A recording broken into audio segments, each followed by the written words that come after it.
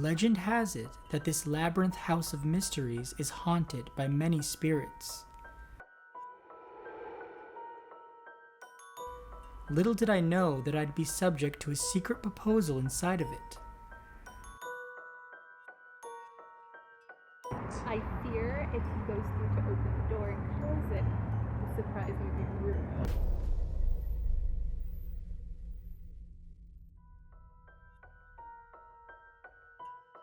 So back in September of last year, the Winchester Mystery House slid into my DMs.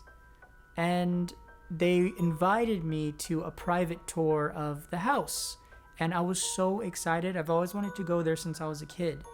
Ever since I saw it on the show Unsolved Mysteries when I was young. It's such a cool house, and those who know me know that I'm obsessed with Victorian architecture, and this house has a lot of it. Like a door that leads to nowhere, stairs that lead to ceilings, and windows on the floors. I'm also fond of the fact that the number 13 is repeated throughout the house, like 13 steps on the stairs, 13 pane windows, 13 paneled ceilings, not to mention the loads of secret passages. My favorite being the seance room, that has one way in, but 3 ways out.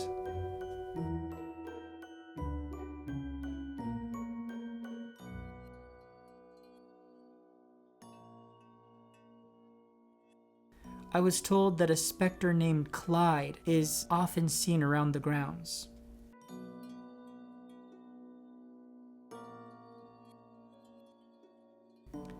The Winchester Mystery House was home to Sarah Winchester. This amazing Victorian house in San Jose, California, has 160 rooms, 10,000 windows, 2,000 doors, 52 skylights, 47 stairways and fireplaces, 17 chimneys, 6 kitchens, 13 bathrooms, and 1 shower.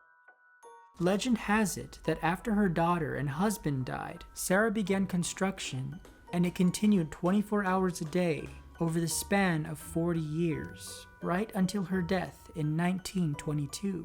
It is said that she kept building the house to appease the spirits, specifically those who had fallen to the famous Winchester rifle. As I was walking around taking in the madness of this house, I began to hear whispers, but I didn't see any apparitions. And so as day turned to night, we made our way to the front, and I was walking toward the door. Very quickly, the grand ballroom's set up.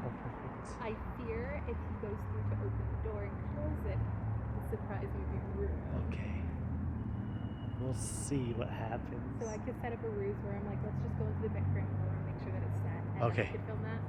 Yeah. Did it feel triumphant? Mm-hmm. Did you hear that? Plotting. Behind my back. I was told that not very many people entered through the front door.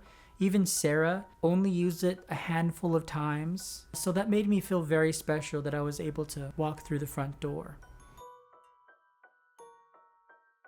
As I walked into the foyer, we were greeted by a Victorian morning setup, which I thought was pretty cool.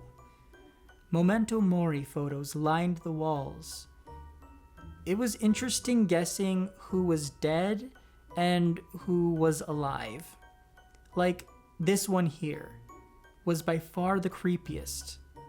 Her mouth. Look at her mouth. After that, the tour guide said she had to take a call, so my partner and I could just hang out in the grand ballroom. As we entered the grand ballroom, there was a little table that was set up that had cider and refreshments, but I was so into getting the shots that I didn't even consider that that little table was for me. I thought it was for an event or something that was happening after we were there, even though we were there at like 10 o'clock in the night.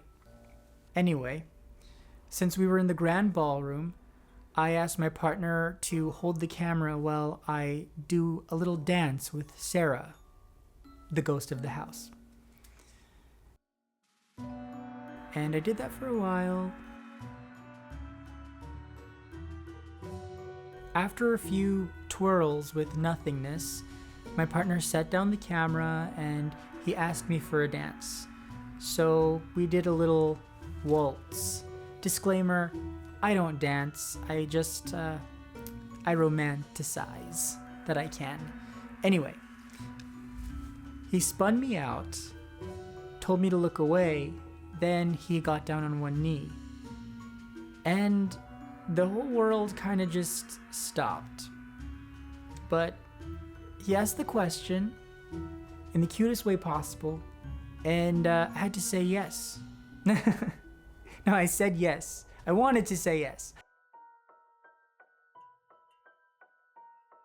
He then admitted to me that he was behind this whole thing. He orchestrated the Winchester messaging me on TikTok. He made it feel like I was planning this whole trip. And he let me direct him around while he was shooting all these shots, knowing that at the end he was gonna propose to me. And the whole time I was just thought I was there to create content.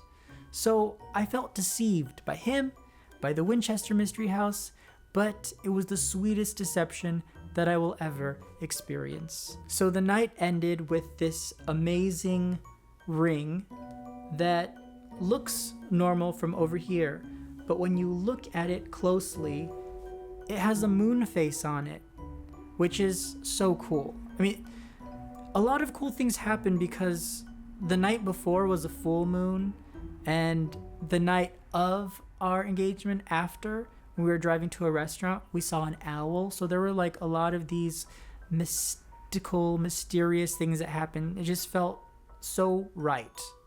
And it's felt so right every day since. So that was how I was deceived at the Winchester Mystery House.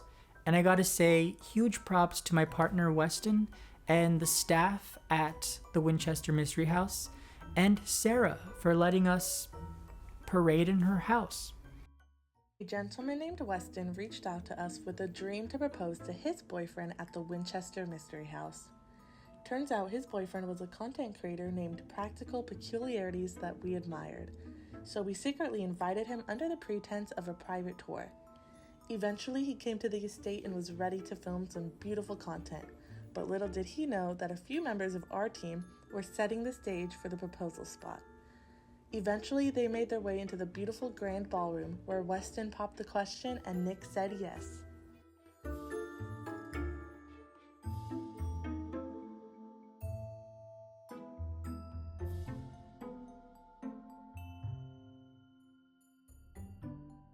If you like this video and want to hear more tales, see more food and DIYs, then please like, comment, and subscribe. And remember, the more you view, the more peculiarities will ensue. Happy haunting. Did you know that it's so easy to mimic stained glass? One of my favorite parts of walking around the Winchester Mystery House was looking at all the beautiful stained glass windows. So this craft only requires a handful of materials. First, mix food coloring and clear Elmer's glue. From there, find a vintage frame with glass in it. Place the glass over a template and use puffy paint to trace the design. Once it's dry, fill in the spaces with the colored glue. Stipple it with a paintbrush for texture. And bam! Perfect faux stained glass. Now I know that they sell gallery glass, which is like a glass paint, but this is a lot cheaper, and you really don't need to mix the whole bottle like I did. You could just do a little at a time, and it's a fun project to do with kids or yourself. It's not as durable as a real stained glass, but it definitely does give the vibe. And we love the vibe.